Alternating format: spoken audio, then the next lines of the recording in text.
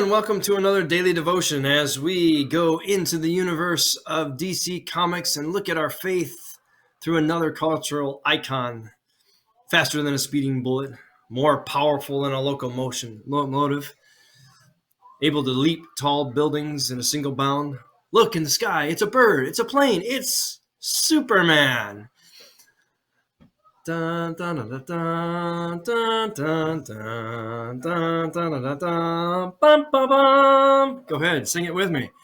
Yes, I mean, is there any iconic superhero more American than Superman? Gosh, I used to love Superman as a kid. And interestingly, the arc of the Superman story, told in its many forms, has so many deeply rooted pieces of our faith tradition along with it. Now, whether the two Jewish teenagers who started writing this Superman comic from Cleveland, by the way, if Schuster and Siegel had the idea to incorporate their Judaism into the faith, I'm not sure, but clearly at synagogue they had heard about the idea that Noah put all these animals in the ark when the world was coming to an end, and the world of Krypton was being destroyed, and the idea from Jor-El, Superman's father, was to build a spaceship called the Ark, and send it to Earth, the next habitable place. But because he's voted down by General Zod and others, he and his wife take their little newborn son, put him in a small crib-like container, and cast him on the river of space to be found by very different people from themselves, the Kents, out in their farm field. Almost like a mother who puts her son in a reed basket and sends him down the Nile to be discovered by his soon-to-be adopted family, Pharaoh's daughter, and grow up in Pharaoh's court. Moses leads two lives, one as an Egyptian Hebrew slave child, and one as the adopted son of Pharaoh with power and might. Clark Kent, the alter ego of Superman, unlike Batman, if you've watched Kill Bill, unlike Batman and Spider-Man, Superman doesn't have to put on a costume to become Superman. He is. His powers are innate, right? By the powers of the sun, he gets stronger as this new sunlight is reflected in him. He can fly, he can X-ray vision, he can breathe freezing frost, he can bend steel. He only has one weakness, this Krypton, from which the planet which he comes. But I find it fascinating that you have both these Christian and Judaic overtones in this story of adoption. We are adopted children of the living God.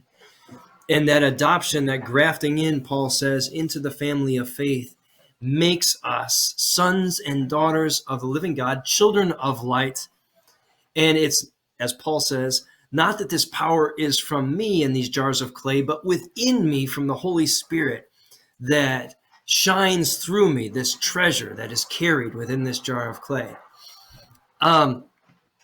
Superman has this, earthly body that's alien, but it's this weak, cowardly, glasses, fumbling, klutzy Clark Kent that he's trying to put on for the world, when really beyond that he is powerful beyond their imaginations because of this power that lives within him that has been given to him by the sun shining through him. Now, again, did the comic writers envision that Christological backdrop to the idea of Superman? Probably not. But again, the Moses and Noah influences, I think they're Sunday school, or maybe they're during their bar mitzvah, their teachings through those pedagogy of becoming a Jewish boy or girl had some impact on them when they're writing this story. Because No theology happens in a vacuum, right? What we believe of God is also influenced by how we grew up, where we grew up, and who our parents were, and what kind of experiences we've had in life. So the world of Superman is no different. The last thing about Superman that I get kind of geeked up about as a person of faith is he has the Fortress of Solitude out there, right? This ice palace out in the middle of nowhere. Nobody else is going to walk to it, let alone fly to it.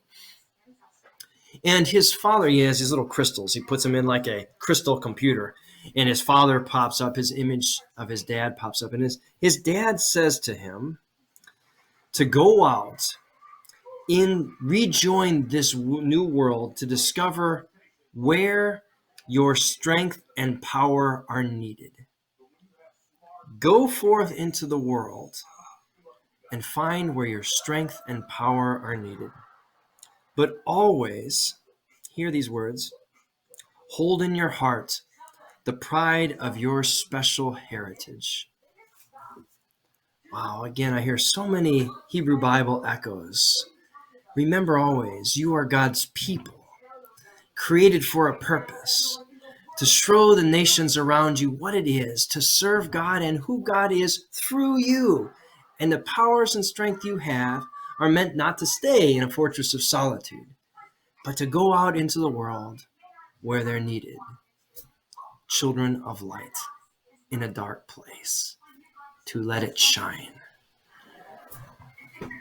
If Superman wasn't cool already, boy, those faith overtones just make him that much cooler. So real quick, if you had a superpower, what would it be? Yeah, flying's off the table. We'll say that's a given. And then last question for you in this daily devotion. What's the lamest superpower that you wouldn't want? If you're like, oh, great. You're like Charlie Brown with the trick-or-treat bag at the door, and you're like, oh, great. I got a rock. They got a Kit Kat. They got Snickers. They got Reese's Cups. I got a rock. This superpower stinks. Anyway, just a playful way to end this devotion. I hope you've enjoyed it. Dun, dun, dun, dun, dun, dun, dun, dun, dun, dun, dun, dun, dun.